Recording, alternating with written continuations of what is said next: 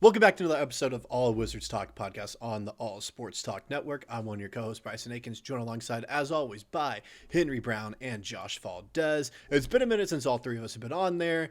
Some stuff has happened in the past few, I would guess, days. I wouldn't say weeks. There hasn't been a ton of major Wizards news besides the recent trade of Trey Mann coming to the Wizards, along with a second round pick, and then Cam Whitmore, Julian Reese being sent out. Will be missed. Some local guys close to the DMV, or at least from Baltimore, they will be missed, at least by the fan base. But it was definitely an upgrade. However, that's not what we're here to talk about, as there are some players that have a lot of pressure on them going into the season, and we were trying to figure out who are the three players that have the most pressure on them right now. And if you can see by the list on our screen here, we already have them brought up. We're going to talk about each one of them individually. But we got to get our honorable mentions out the way. Would we even call these honorable mentions, guys? Or are they dishonorable mentions? Yeah, dishonorable seems too mean. Yeah. But honorable makes it sound like they're, I guess we can say honorable, they're, not as high of pressure put on them. You could say honorable because having stakes is a gift. Like players who aren't worth talking about don't have stakes. So good for these guys for being worth something.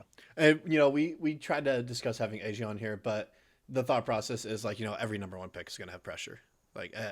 Doesn't matter who you are. But the two ones that we kind of solidified on were Alex Sarr and Trae Young. We can talk about those guys just in short, real quick. I think Trae Young, we can all kind of agree what the pressure is for him, where it's kind of like small guard, hasn't been as good since 2022, really has a lot to prove, especially with this new contract. Anything else you guys want to add on with Trae Young? I think, an important thing specifically with the Wizards is they've talked a big game about how he's going to share the ball and he won't have the same usage rates as he's had in the past with Atlanta. So you got to just stick to the word there, no one's expecting him to be an off-ball guard all the time. Yeah. But just to be a little bit more creative with not, just bringing the ball up and calling for a pick and roll every possession at the top of the key. Yeah, exactly. They, let's see actually AJ and Keyshawn share the on-ball duties and see how Trae, runs around off the ball. So, if you actually live up to that side of things, then I think that'll be really good for him. Yeah. I think the conversation entering the offseason was about whether or not there was more pressure on Trae Young or AD, given their similarities as these recently landed big names who were both looking to sort of revamp their images. And to me, Trae Young had more to gain in a vacuum because he's less of a made man than AD is. But I think the money situation just changes everything. The idea that one's paid and one isn't, their timelines are different. The fact that no matter what, Trae Young is getting $212 million. Anthony Davis, we don't know what his next contract is going to be, and this season is going to play a lot about that. Exactly. Yeah. Right. And then Alex Sarr, I think part of it is can he stay on the court? He's been very injury prone. This past season, we had that foot surgery in the off season as well, which was a brutal blow, but it looks like he's recovering very well from what we've seen in pictures and videos online. And then also he had a really good second year. My thought process with it was he had a really good second year, averaging nearly 18, 8 and 2 a game, or it's can he somehow replicate that again? Or is he going to drop off a little bit? Can he keep his efficiency up? That's where my thought was, where it's can he actually replicate this and show that he is a borderline all-star player? Especially in a new context. And that's where the consistency questions, they are real because we saw there were some matchups he sort of came and went. The impact wasn't always there, even though we know it can be every night. And as the season went on, he strayed a bit farther from his initial claims that he's just going to do all of his business in the paint. He started shooting a bit more. It seemed like he was settling a bit more often. The season's hard, and I think maybe if there's not so much on his plate as a defender, he has a chance to enter his fully season healthy. He's going to be alongside AD, help with the boards. There's a chance that he's put in a better position to actually play his game and not overextend himself. But yeah, with him, he's got to show that he can balance the attendance consistencies from his freshman year with some of the strides he made last year. Well, and especially considering the fact that he will play with Trae and AD, for the whole season for the first time, you're going to have to grade him on a different curve than he's had his first 2 years, where he didn't really play around that much talent, or at least high-end talent, right? Now he's got Trae that's going to open up looks. AD is going to take more pressure off inside because they'll be able to work together inside. There's really not that much of an excuse for him to not be one of the better big men in the league at this point. Yeah, You and know, he was like he's the best, biggest non-AJ prospect on the Wizards. And it'll be correct. easy for him to get sort That's a of, mouthful. it was a Yeah, mouthful, but like he was before AJ, this was like the biggest guy they got. Second overall pick, yeah. showed the most promise as a potential all-star. And I don't know, it'll be easy for him to sort of go by the wayside if he doesn't enforce himself, given the all-star names there, given AJ. So there is pressure on him, even though he is in a good position to get his game off. No, like he has the potential to make a few all-star games. He's definitely going to make a few, all defensive teams throughout his career. He proved that last season, even his rookie season. You could tell he is a, good rim protector, good paint presence right there. I think having Anthony Davis is going to help out both of them as well down low. Is just the two biggest things with, me, and I think everyone can kind of agree is, can he stay efficient as a scorer? And can he stay on the court? Can he stay healthy? We need to see 65 games out of Alex Sarf. We need to see these kinds of seasons from him. But going into, who are the actual three players that we have discussed, a ton throughout this offseason, throughout last season as well, that are going to have a ton of pressure put on them. And I think clear-cut guy that everyone has on their mind. Even if you barely follow the Wizards, you know who this guy's going to be. Bub Carrington. I think we can all agree he has the most pressure out of anyone on this roster heading into the season. Yeah, but Yeah, I think he might. Yeah, you go first, Josh. You go first. I think, some people might disagree just in terms of like, Bub might be at lower stakes because they don't expect as much out of him anyway. But in terms of like you're trying to maintain your career in the NBA and you're trying to show that you can be a rotational piece on a solid team, Bub, has to really show that because he hasn't shown that much outside of, shooting well from Yeah. the outside. Well, it's not. It's And not even trying to stay in the NBA. This is basically, for all of the 2024 guys, this is contract years. Basically, this is the year and season where the front office is going to look and be like, okay, are you worth extending? And if you are, how much are we going to extend you for? well, what I mean by staying in the league is like it's not just that he's gonna be washed out of the league in a year. It's just that staying in the league, not just being on a roster, but playing a big role on a good roster. That's something that we don't know if that's gonna happen for Bub. He has to show it. Yeah. Yeah, the team that's going to give you the most chance is the team that drafted you. And there's a Right. reason to believe, if anyone's going to believe in Bub, it's the Wizards. And I think I got to be honest, I think this needs a bit of a disclaimer because I'm not sure this is quite as obvious as it might feel sometimes because Bub is still like a pretty popular Wizard. You'll see like StatMuse will post like the Wizards lineup and For Bub will be like for right or wrong reasons, sometimes he's the most yeah, popular. exactly. Like he's a well-liked guy. He has some good quotes. He's funny. He plays every single game. He's gotten better at some things. But I think those who paid attention know that, we saw the minute inconsistencies last year. We saw that he scaled back in some things we wish he'd gotten a bit better at. The paint touches took a bigger step down last year, even though the three-point numbers spiked up.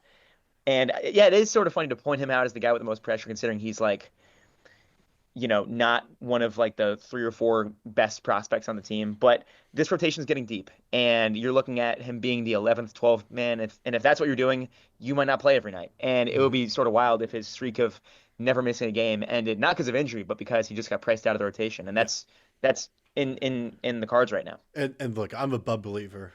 You guys see it in the group chat all the time. I'm always defending this guy. I don't care who it is that's talking about him. I'm always going to try to defend him. And a lot of it is people mention like, oh my goodness, look at like specific stats that are based off of, how your teammates do, like plus minus. Like I don't like it when people bring up his plus minus. I get it. He had one of the worst in the NBA, if not the worst plus minus last season. Okay. This team also had the worst record in the league. How many minutes was he playing with like Sharif Cooper out there? And we love Anthony Gill, but is Anthony Gill really a rotation player for the Wizards if he comes back this season? Probably not. Like he was playing with a lot of like, end of bench guys who aren't getting a lot of time, if any at all, this upcoming season, if they're still on the squad. So it's like, can you really blame him for some of these, metrics that he has if he's not playing with, a night in, night out roster that you're going to see trying to make the playoffs? Your question is rhetorical, but I think some of the plus minus stuff is on him. Like of course, he deserves credit for playing every game, and that's going to take down your plus minus if it's a cumulative stat. Yeah. And again, if you're not a good team, that's also going to hurt. But I mean, he could do himself better favors. If you go to the rim, you're going to make defenders' jobs harder, and you make more points. There are reasons to believe like some of his issues are on him, even though, yes, what you're talking about can be misconstrued to believe that the worst player in the league is whoever has the worst plus minus. Not quite the case, but I think some of it does. Stats don't always tell the full story, and No. there is a story in there. Yeah, you And do have to look at how they play to actually kind of understand, like, is the plus minus really indicative of, Bub Carrington being a quote bad player? The answer is not fully. Yeah. yeah, and I'm not even that worried about the plus minus. It's like I just want to see you get to the rim consistently. Hmm. Yeah. If Love does that, I think he'll be totally fine because he already has the outside shot. But you can't you're going to be capped. Your potential is going to be capped if you just can't get to the rack, because then Yeah. you're not really making the defense sweat. You know what I mean? They're Well, just yeah. they know what you're going to do. Yeah, So and we've discussed this before in a previous episode of, like, it's not necessarily we're asking you to drive to the rim 60% of the game. Like, that's not, yeah, if you do drive to the rim, just be better at finishing and drawing fouls. That's the biggest thing. We're not telling you mold your game to be, a slashing guard, someone that's driving to the rim. We're fine with you shooting 41% from 3 on 5 attempts a game. That's completely fine. All right. We're not worried about that. It's just once you do drive, let's say you drive 20% of the time, at least convert, half those attempts or draw a foul every now and then. Yeah, he converts some of them, but do you guys know off the top of your head how many of his shots last year arrived between 0 and 3 feet? I think it's less than 10%. It's 5.3%. Like, you Yeah. just need more than that if you're going to play real minutes on a Yeah. real team. And it's like, it's really within the painted area, which is 0 to 10 feet. Like, if you're, doing that, have it be like 20 or 25% of your shots being there. We're not asking you be close to 50%. It's just make it like 25% of your shots are coming in the paint, in the painted area. Make it known that you are driving. And if you are, at least try to convert in that area. Yeah, we At don't least need try to do Kyrie Irving. 50%. Keep the Yeah. defense on its heels. Yeah. And so I also, like, just speaking on him a little bit more, there is a clear difference in his stats when he's playing in a win, and a lot of those wins are with the main roster as well when he's out there. Like, I know a lot of people talk about his defense, saying that he's a really bad defender, and they bring up his defensive rating a ton. In wins, he has a 1 to 12 defensive rating, which isn't like, stellar, but it's above the league average of 114. And so, like, it's not like when he's playing in wins, he's playing with the real roster. It's not like he's been bad. It's just, there are some areas of his game he has to improve if he really wants a chance to crack the rotation and get that next contract extension. Yeah, people saw the Trey Man edition, and that to a lot of people looked like Bub's version of the Mendoza line. Like, you got to be better than that guy to keep your role that we have in mind. And he has real advantages over a sub replacement level player. Like, he has decent positional size. He's like 6'5". Decent hands on defense. He hits his threes. It's just a matter of, like, can you add to your game? Because every other of his teammates, they've all been adding, and he's sort of Yeah. minimized his skill set. So what can you do to avoid redundancies? Yeah. I see, like, I don't even want to call it correlation, but it's like Will Riley, he's become a much better finisher. He's driving to the rim a lot more. He's added to his passing game a little bit, but his shot does need improvement. Whereas Bub Carrington, it's the complete opposite. His shot has, improved a lot. He's a really good 3-point shooter now. He's good in the mid range as well. It's just he's not good at driving to the rim or even getting inside the paint at all. So it's like one of those two things. And I'm kind of looking at, because Will Riley right now is like, the 10th or 11th man right there with Bub Carrington. Champagne's in that group somewhere as well. And they're basically battling out to be who's going to be the backup point guard, whereas Will Riley, he's going in his second year. Bub Carrington, he's going into, like we mentioned, basically a contract year for him. And Will's Yeah. half a foot taller. Yeah. Yeah, that helps him out quite a bit. That does. And so, Josh, do you have anything else? on Bub, yeah, no, I think it's just a matter of, like we were saying, if he can get to the rim, I think he could become the backup point guard because I don't think Will is really meant for that role, to be honest. I know No. that a lot of people want him to be, but I think he's being discussed in that mostly because they just don't have a viable backup point guard. You know what I Yeah. mean? Will to Like me Will, is a point forward. yeah. Will can handle the ball and he can drive, but that doesn't make him a point guard. Yeah. So, I think with Bub, it's like he's also not really a point. He's more of a combo, but I think he should have a little bit more point skills than Will, going forward. And Yeah. and if he doesn't, it's going to be trouble for him, I think. Yeah. It's just He has a lot to improve. Not necessarily defensively. Can he get better defensively? Yes. All right, of course. But like I mentioned in the wins, you look at the stats in the wins. He's at least above average defender in the wins. That they all correlate to that. And when you have a season that is just full of losses, 60+ losses in each of his 2 seasons so far, it's really hard to take away certain things and a lot of those losses. Well, wouldn't just about anyone be better defensively in a win? I mean, if you won the game, that means technically, yeah, but I'm kind of like playing it to the point of, look, in losses, like I said, how many minutes did he play with Sharif Cooper out there as well, for example? Yeah, especially towards the end of the season. I mean, some fans think that Sharif's better than Bub, though, to be honest. Which is wild to me that some people think that, but they can go ahead and think that.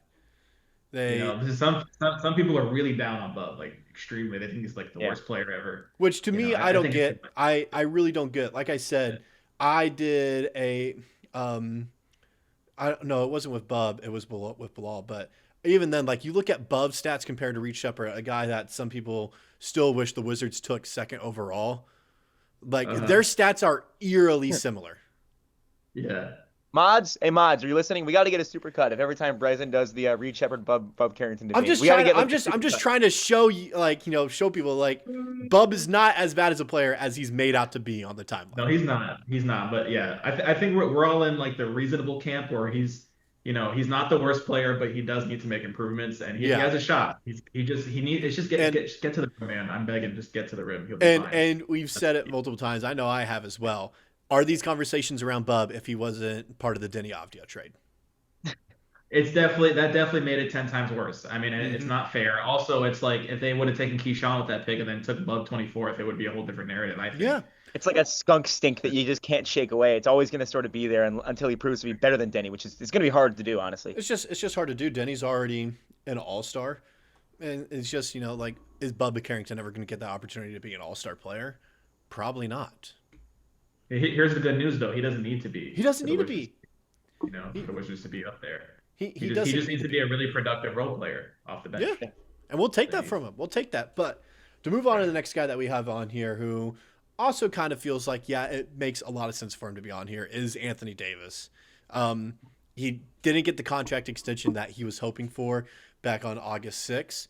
They might, rediscuss it during the season as well. If he's playing very well, maybe he's not playing too well. And they're like, look, you're not playing well. You're not an MVP anymore. Help us out and take a budget cut to stay with the team. We can keep some players here and you can win another ring in the future. Maybe it's something that they do there, but he does have a lot of pressure, and it's mainly because he doesn't have that contract secured, unlike Trae Young.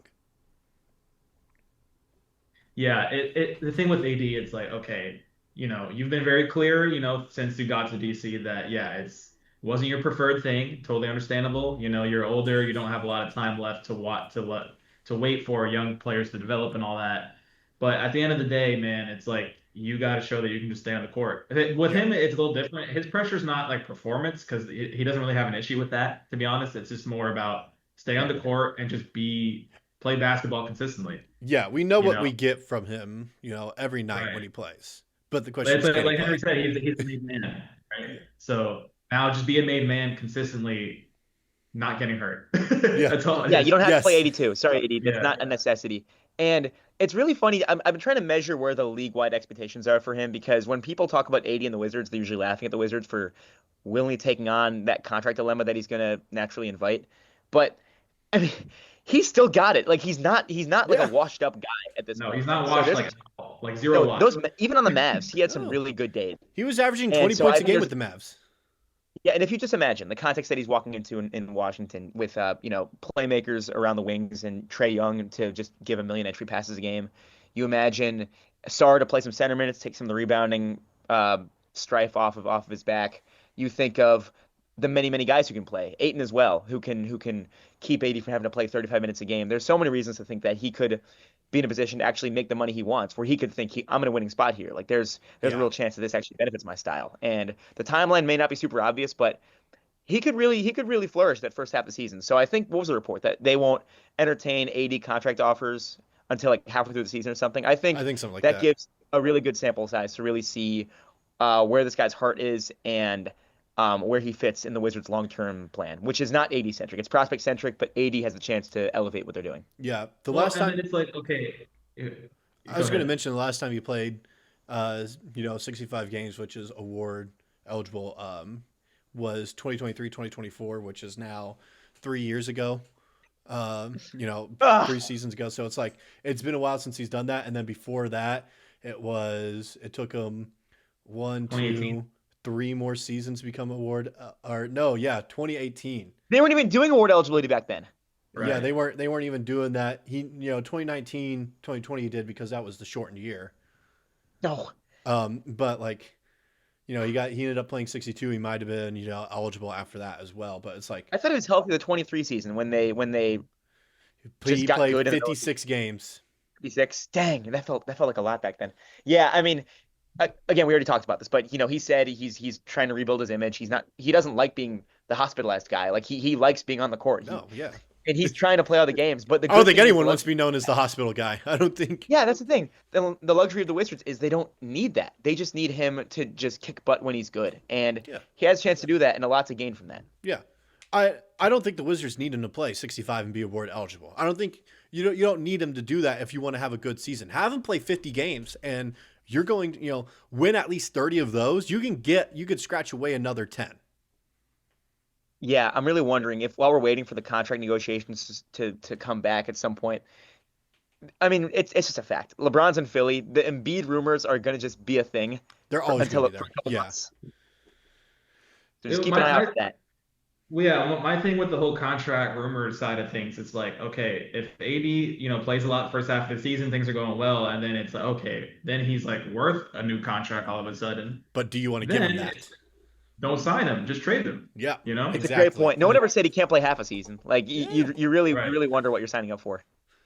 and so Right. So that's it's like, okay, if this guy proves that he can stay healthy in the first half of the season, yeah, it would suck to trade him after, he's like doing well with the team, but you do have to think long term, right? He's got the option for 27, 28, right? And then after that, you don't know. So it's like he is too old for their long-term timeline. So at the end of the day, then you could trade him for young assets or picks or whatever you want. And then that's that. But it's just like show yourself in the first half of the season, prove your health in the first half. That's it. That's all you gotta do. yeah. It would be He's such a wild Yeah. ending to that story if he were actually get traded after what the Wizards they said when they got him about, we're excited for this guy. Through all the rumors, they were like, we're excited to have AD. We're going to talk about contracts later. Everyone knew when they traded him. It's like, you're going to have to deal with that contract that's coming up, right? Like, he's got a big old player option next year. yeah. But as we saw, that's, again, an underrated part of the Trey Man, Whitmore, Reese thing was, I mean, there were like, that was like sort of a real business move, getting rid of the Baltimore guys after that was this favorite little corner of the roster. They're not Yeah. afraid to make that tough move. And now we sort of And know that I th- before. it's something that went under the radar, and I know this isn't about that trade. This episode isn't about that trade entirely, but he has a Sorry. team option this coming off season next summer, where it's like team Yeah. option at 8 million, where it's like 8 million, like you decline that frees up what is anticipated to be half of what Bilal will get. That right there alone, where it's like it's the little stuff like that. It's going to add up. Same with DeAndre Ayton. That contract, it'll add up as well. Another 8 million off the books. Boom. You now have Bilal Coulibaly's contract right there. So there's a lot of stuff going forward with contract talks. We're really glad Anthony Davis didn't get a new contract this offseason. It'll be interesting to see what they discuss going forward. If they do decide to extend him, the only way I think you extend him is if it's on a budget deal. There's no way you're extending him for the max. If you extend him for the max, this team, and like this is going to sound very like doom of me to say, but if you extend him for the max, this team it's going to be a rerun of the John Wall, Bradley Beal teams. Cool, you might make it past the first round every now and then, but you're not making it to the conference finals. Yeah. Yeah, because AD's been in the league a while. yeah, it's just it doesn't make sense because it's like if you give him a big deal, it goes against everything you've preached. You know what I Yes. mean? The train hasn't or the train's just leaving the station, but we're not ready yet. It's like we're still developing. AD doesn't make sense long term on a team like that. He just No, he's doesn't. He should 33. be End of trying the to win a season, chip he'll be every year. 34. Like Right. He should be trying to win a chip every single year for the rest of his career. yeah. So So it's one of those things like you only extend him if it's on a really good budget deal because if you give him the max, you got the entire depth of this roster that you're going to have, because you'll be paying him and, Trae Young anywhere from 60 to 65% of the salary cap just between those two. Right. So I'd like to it's, imagine the Wizards learned from their mistakes. The first thing the new front yeah, office did was Bradley Beal's contract to Phoenix. They're smart enough to know we got to see it to believe it. Um, Right. and it's not just a matter of what they're going to talk about; it's when they're going to talk about it. That's what I'm most excited to see. This is so dumb to say excited, but like I'm curious to see when the first contract extension discussion rumors come out from like the Rich Paul podcast or whatever, because it's probably going to be a few months into the season, and we'll have a real sample size by then. yeah. But going on to another guy, last guy on our list here, who also is due for a contract extension. Actually, could happen in a few days, could happen in a few weeks. Who knows? Could happen not at all. Bilal Coulibaly, he does have a little bit of pressure on him. For me, it wasn't as much as like Trae Young, for example. But I know you two had him on your top 3 list for guys with the most pressure. If you guys want to discuss that a little bit. Yeah. Well, I mean, with Bilal, it's like, it's kind of like, okay, if he signs, then it's less pressure because he's already got his deal. But as of now, we don't know if he's going to sign. He hasn't signed yet. So, you're going into the last year of your deal. And you still are kind of unknown as a player, right? Like we know that he's great at defense on the outside. He is a great athlete, but he's just not consistent offensively. He did have a great last month or two of the season, but that's not enough to show that you've made big strides on that end. So, until you sign, until you show yourself your improvement offensively and sign, there is no guaranteed role for you on this team, for the long term. Yeah. And that's what I think means what we mean by the guys who have the most pressure on this team is that, okay, like this team has a long-term foresight, has a long-term, thought process behind it. We don't know if Bilal is going to be around for the long term as much as a guy like probably Sar or AJ, for example. Yeah, the word Tim McMahon called him like theoretical, and he still Yeah. sort of is, where you haven't seen it Yeah. more than we haven't seen peak Bilal beyond April of this last season. Not Yeah. not a lot of meaningful clips in front of real competition and alongside real lineups. And Yeah. the fact that AJ is sort of leaking into the role Bilal used to play as the above the rim cut defend kind of guy. Yeah. Um, yeah, there's a chance that he's sort of priced out, which would, and this is part of the Bilal thing. You have to mention with his early legacy that he is the patient zero of the rebuild. Like he was the first one, so there's just a lot Yeah. more riding on it than just the simple counting stats. This is one of, this is the player who the front office is always preaching the patience about. When they said that before last season, they're talking about Bilal, how you have to be patient with the rebuild, that he's still this really young guy who only has a couple years of really I don't know, like formless basketball. There hasn't been any structure since he's been in DC. So I think this is his first. I think this is his first time like fully returning to the bench since he was like a rookie who'd first gotten in the league. And it's a real matter of how's this guy going to adapt. This guy who we have all have thought needs a bit of structure. How is he going to do when he finally has the pieces we've all imagined finally around him? See, He I was actually 18 when think they he's took better off the bench. I think he's better suited as He a really bench might player. be, because I agree. I think his game is better in a more limited capacity. I was saying he was 18 when they drafted him, right? I think I so. think he was, yeah.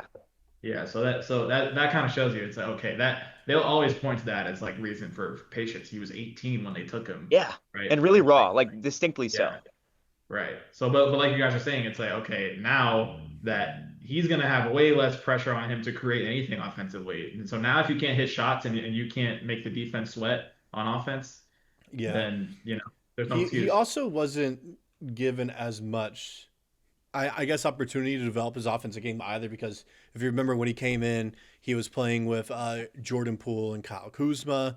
And those guys were like the guys. He was coming off the bench almost his entire rookie season as well. His sophomore season, he then becomes a starter, but he's still playing behind those two guys, not getting as many touches or reps on offense. So it's like, like his offensive game is just hasn't had the opportunity on the court during the seasons to kind of develop as you would hope it would, just mainly because, like we mentioned, it's just why, like at the time, yeah, Jordan Poole and Kyle Kuzma were like the offense. You're letting it go through them. And then even last year, this last season when he was playing as a starter, He was behind Keyshawn George, Alex R. Those guys were getting the touches instead. CJ McCollum for a little bit, Chris Middleton. So it's just like he's never been given the opportunity to kind of develop his offensive game being thrown into the fire. I think the number to watch with him is what his usual spot is off the bench. Is he like the first, second, third guy off the bench? Like, what's it going to be? Because you can make the case that he's the most impactful defender off the bench, given some of the younger, less proven talents they're going to have coming in alongside him on the second unit.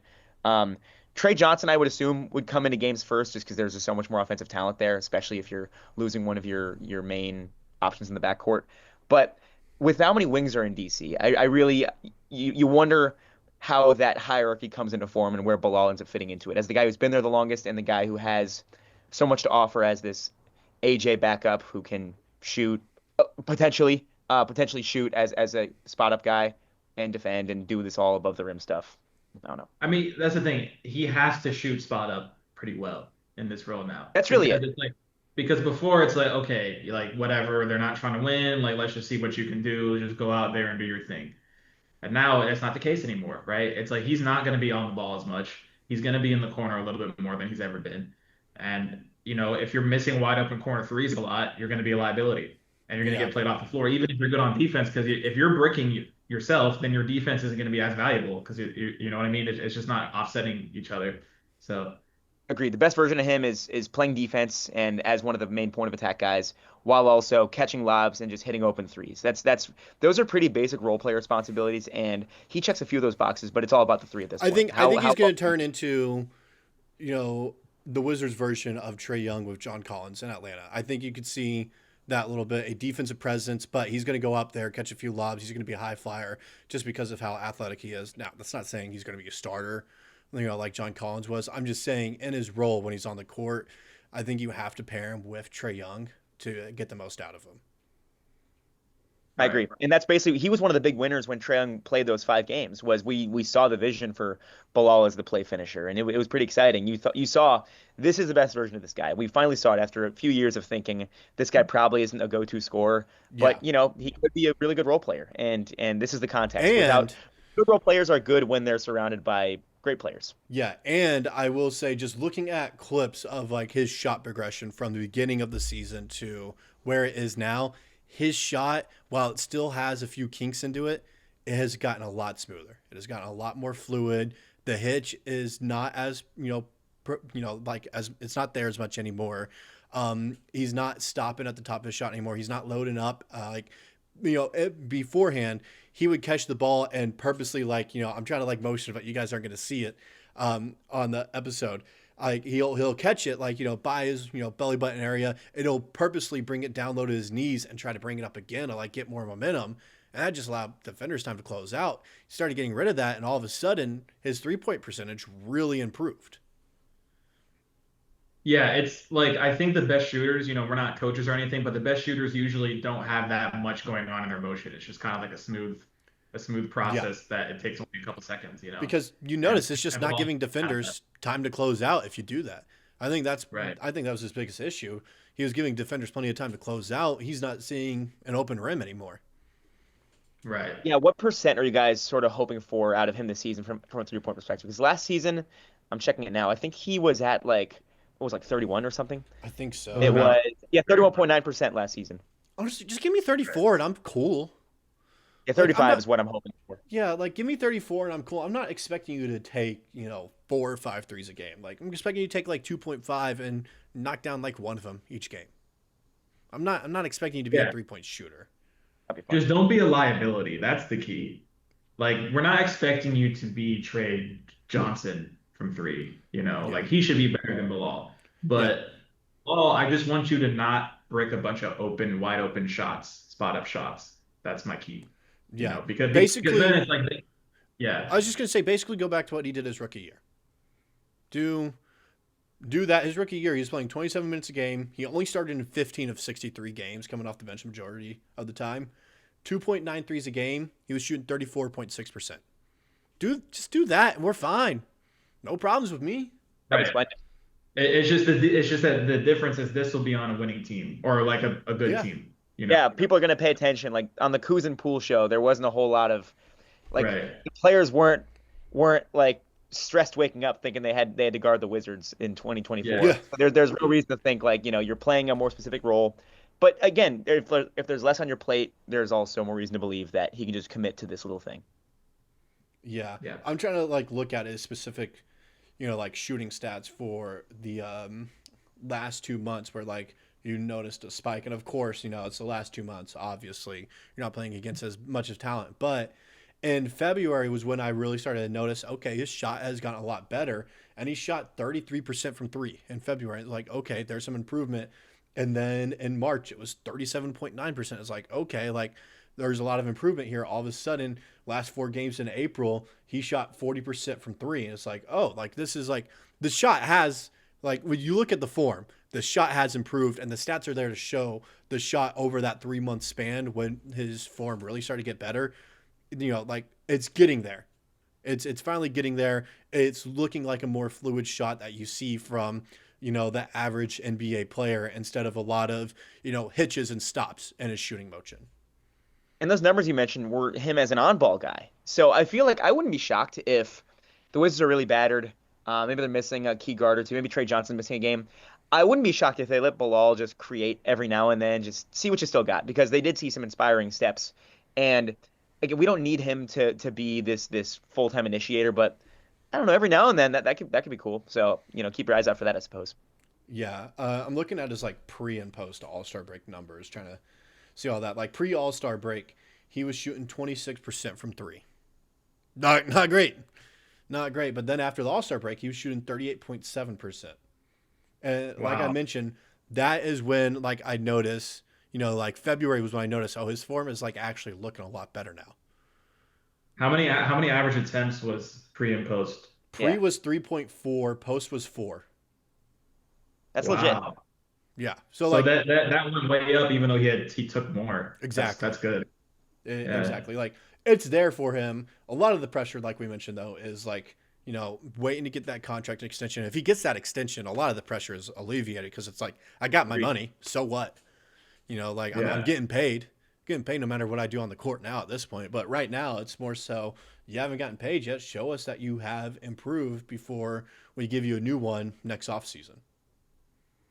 Yeah, the So, ticker's on until the start of the regular season. That's their window to avoid restricted free agency or whatever's awaiting them next summer. So that's biggest question left is the Bilal thing. But you're right. Once he's signed, it's going to change everything. yep. And so, but that's all we got for you guys. Thank you for tuning in, listening as always. Go ahead, if you're watching on YouTube, go ahead, hit that subscribe button, stay tuned with us, hit that bell notification, and we'll see you guys in the next one. Peace.